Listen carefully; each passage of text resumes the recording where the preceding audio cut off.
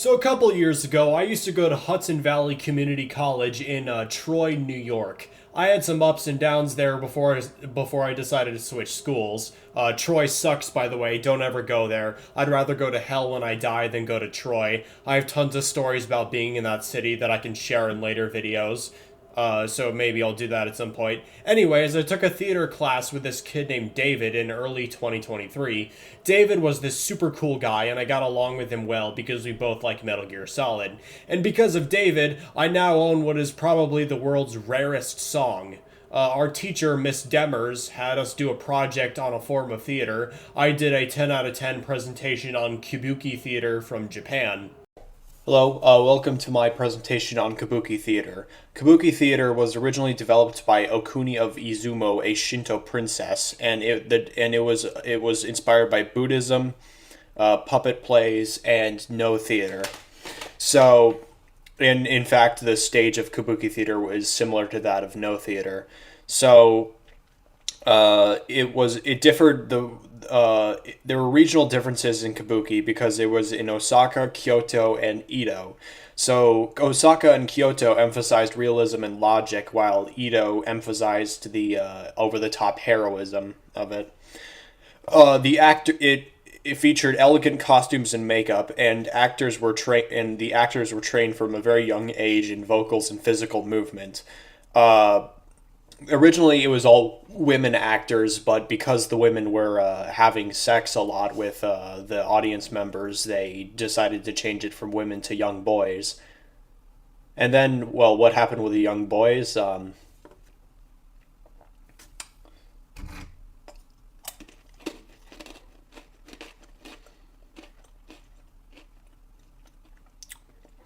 same thing happened because the audience members were having sex with the young boys as well. So men replaced them, which de-emphasized the sex. And then later on, though, the eroticism of it came back because they needed the men to dress as women. So Kabuki started in large urban areas of Osaka and Kyoto. So many samurai were forbidden from attending Kabuki, but they still did it anyway, while also attending no theater because, they liked it. The authorities at the time, because of the eroticism and romanticism of it, they seemed to believe it had a bad influence on society as a whole.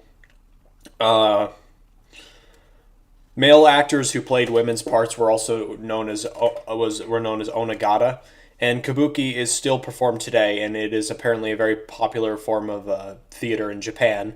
The actors in it are also often appear on television and film. Dancing was the early basis of Kabuki theater, and so yeah.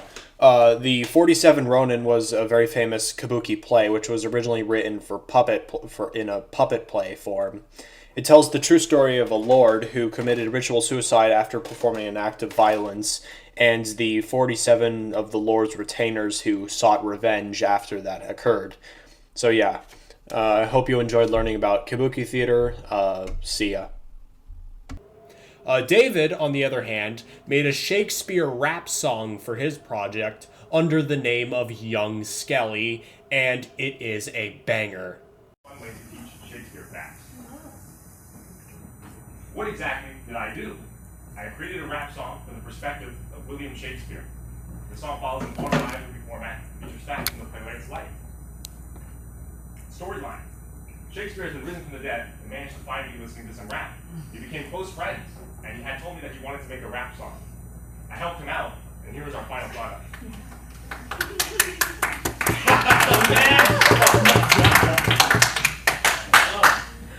Difficulties. I cannot do a British accent, so I tried my best. And it sounds decent at times, but other times, especially the faster parts, it doesn't sound great. But we tried. I tried to include as much Shakespeare English as possible, but most of the final project is in regular English. And the reason for that is two factors here. I didn't want to make the song so Shakespearean that people couldn't understand it really. I wanted the facts to be understandable by the average listener. And it's also hard to rhyme and flow and stuff in Shakespeare. I don't know. Okay. All right. There's a lot of high expectations for this project. I hope I can live up to the expectations. I will try my best.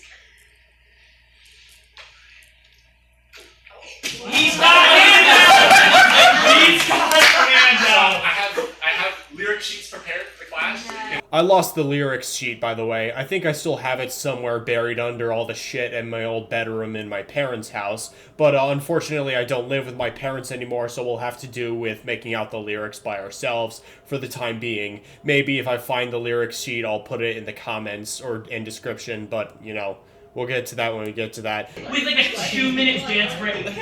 Someone give me just a cardboard, like a flat piece of cardboard. Now this is where the music starts, so I'm going to play the raw audio file of the song that David gave me for all of you, overlaid on top of David's sick dance moves.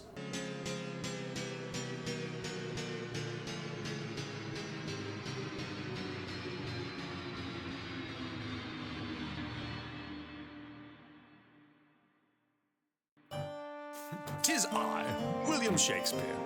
I'm here to try out this new rap thing, as the youngins call it. I've got my good friend David here with me. He's going to be my backup, my ad-lib guy. And yes, here we go. Tis I, the writer of plays most famous, 9 words convoluted, old and heinous. I am big man tammered in my meter in time, 10 syllables a line, each ending in rhyme. Thou calls me the bard, the best English poet. Hamlet, Romeo, all die, my pen doth show it.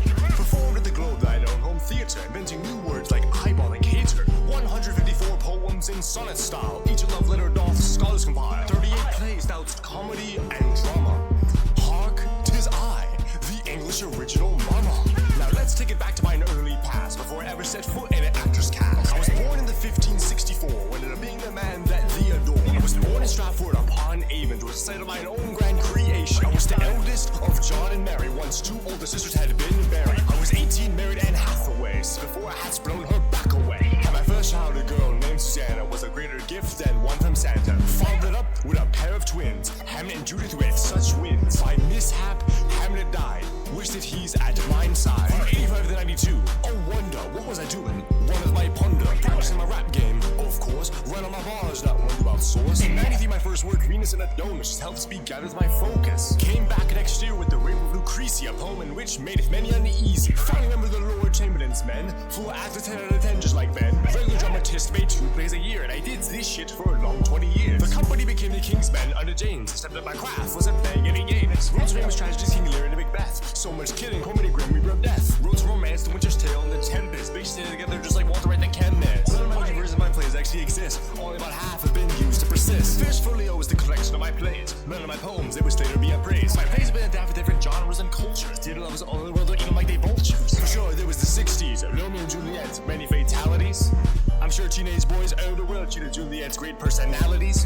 But works compiled in the 3 books of Shakespeare, so damn famous got all the room, ain't no space here. By 97, I was rolling all in the dough. All these rappers suck, they aren't all below. Bought the new place, the largest house in my borough. All these jealous players got my brow furrow. My father passed away in 1601. Was all sad the best father could have as a son. 5 years later, I met my own demise. Now it is time to say my own goodbyes.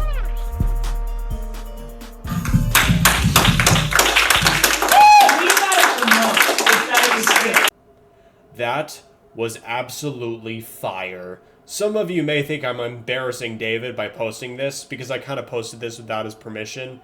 But trust me, I wouldn't share this on YouTube if I didn't think it was peak. He played Shakespeare so well, and he dropped some bars. His line about Anne Hathaway and blowing a woman's back away set my clothes on fire. Not to mention his genius line about Romeo and Juliet somehow being the cause of teenage boys liking girls for their personalities, which, let's be real, isn't true. When I was a teenager, all we cared about was pussy and how good we thought it tasted. I mean, I've never had a pussy except for my fleshlight, and that thing just tastes like rubber. Hello, darling. And overall, David just does a really good job of summarizing Shakespeare's life in song form. Or should I say, Shakespeare's soul took control of David from beyond the grave and told his story through David's body. We are not just watching a school project here. We are watching a possession. We were taken on a 3-minute, high-octane, nuts-to-butts adventure with the real Shakespeare, where he educated us on his story. And yeah, that's beautiful. Really, I think this whole song is genius and one of the rarest songs in the world, considering I'm like the only one who still has it. I wanted to shine a light on David, a guy who really is going places. I don't know where he is right now. I kept in touch with him for like a year after I switched colleges, but I lost contact because my Discord account got hacked. I hope he's doing well wherever he is. Shout out David, if you're watching this. Hope you're doing well, buddy.